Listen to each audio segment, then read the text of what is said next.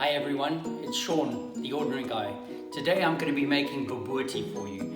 It is probably the national dish of South Africa. I first tasted it when I was living in Zimbabwe, and we went to some Afrikaans friends of ours, and it was fantastic. And since then, it's been a firm family favorite, both within my family, so my mom used to make it, and since I got married, my wife makes a fantastic one. I'm going to try it myself today again. I think you're going to like it. I would say it's a bit spicy sweet. Follow me, see what the recipe's like. I would say you're going to enjoy it as much as we do. So in terms of ingredients for you, let's start on the right hand side. We have 800 grams of mincemeat. So the best would probably be to use beef, but we've got a mixture of beef and pork. Then we have 2 cups of chutney, and you will notice on my YouTube videos, I also have a recipe for a prune chutney. This is it, so that's 2 cups. Then I have 1 slice of bread, white bread, brown bread, it doesn't matter. You're going to be soaking it in milk and adding it to the mixture. We have 4 eggs, 2 are going to be used in the mixture itself and 2 as a topping. We have a thumbful of ginger. I add ginger to almost everything that's meat based now, and it gives just this great feeling in your stomach of warmth. We have 2 small onions that are chopped and ready. Then we have 4 tablespoons of apricot jam. Bear with me, apricot jam does get added. We have 3 tablespoons of masala or curry powder. We have some bay leaves, which also go into the mix at the end. We have half a tablespoon of salt. We have a tablespoon of dried herbs, pinch of cloves, 2 cloves of garlic, which are squeezed out. There's the 300 ml of milk, which you'll see what we'll do with that a little bit later. There's about a half a cup of apple cider vinegar, and then we of course have olive oil to fry everything together. I'm gonna be sweating off the onions, the garlic, and the ginger. I'll put about a half a cup of olive oil in to the Dutch oven. I will say, if you can ever buy one of these, do get it. It's used all the time. It's a great investment, well worth the money. The ginger, the onions, and now the garlic.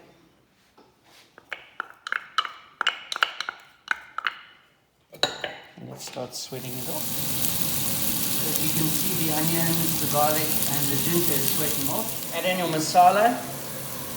It's important that you fry this off because it brings out the flavor of the curry. Oh. Now onions are really strong, I must say. The herbs go in, and the cloves. Right. Time to add in the meat. And this is where you're just going to brown it off nicely. Make sure that the mince is all broken up.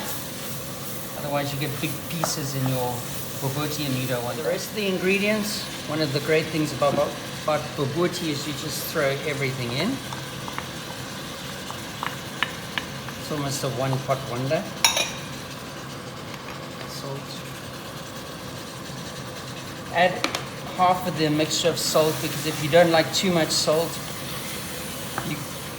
you can keep that out, and when we've finished cooking off the meat, then we'll taste everything and just make sure that it's properly seasoned.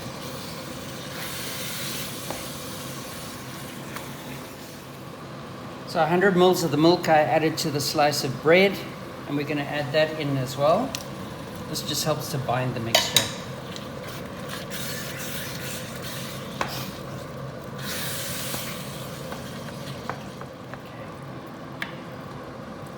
So the vinegar goes in. The leaves. So we're going to use 2 of the eggs. The other 2 are for the topping. Just throw them in.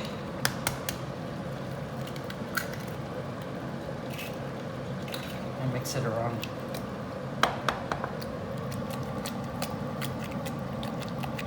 Again, this just helps to bind it. I just want to taste it as well to make sure that there's enough seasoning in it.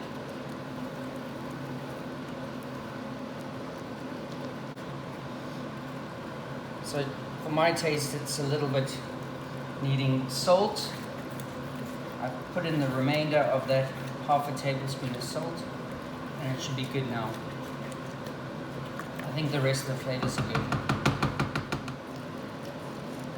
That's a good one. We stopped cooking the mixture on the stove now. It's pretty well mixed together. And we're going to put it into our dish, our oven dish, because you will also bake this. Let's pop it off later. Flatten the mixture out in your dish. And then cover it with tin foil. We'll do that now. Okay, so we cover it with tin foil. For now, we're going to let it rest and cool off. You can put it directly into the oven and bake it, but we are eating later tonight, so we'll cook it just prior to eating. It's at that point that we're going to make, let's say, the custard mixture of the eggs and the milk, and we'll put that on top of the babootie before it goes in the oven.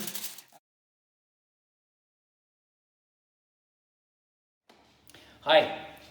It's actually the day afterwards. We decided not to eat the babootie last night. So we left it in the fridge, and the flavors have developed even more, so I'm quite excited. As I said, we're going to use 2 eggs and the remainder of the milk to prepare basically what's like an egg custard, and it goes on top of the babootie. So just break your eggs into your milk.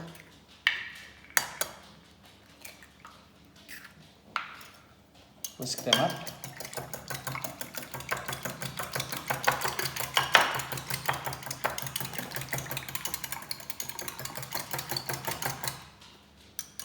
And then you put it over your mincemeat. Basically just forms a layer, or like an egg custard, and this is traditional, so it's not me making up things. Then we put it into the oven. The oven's at 180 degrees. We'll leave it for 45 minutes and recheck it. It can go to 1 hour. Just depends on the quantity. But since it's been in the fridge for the night, it might actually take an hour. So we'll check it in 45 minutes and then afterwards come back. What I would suggest is, whilst you're preparing that, also prepare your rice. Rice is the traditional accompaniment, but it's usually yellow rice. So whereas you would normally cook rice with just water, you cook rice, you add a tablespoon of turmeric, and that makes it yellow rice, and that's one of the traditional accompaniments to babootie. So I'm going to make that whilst this is cooking in the oven. The babootie is finished. Full disclosure, I left it in the oven for another 15 minutes because I wanted it to be golden brown on top. And I think coming out the fridge, it was just a bit too cold. So recommendation is to leave it out at room so it can become room temperature, and then put it in the oven. So as you can see, the babootie is finished. As I said, what's traditional is to serve it with yellow rice, and then the accompaniments are sultanas. Sometimes people put it in the babootie, but I have it on the side. Chutney, coconut, and you can also have tomato and onion, chopped up tomato and onion as well. And basically you're just going to pile that on top of the babootie and the yellow rice. I'll show you how. So the serving is ready.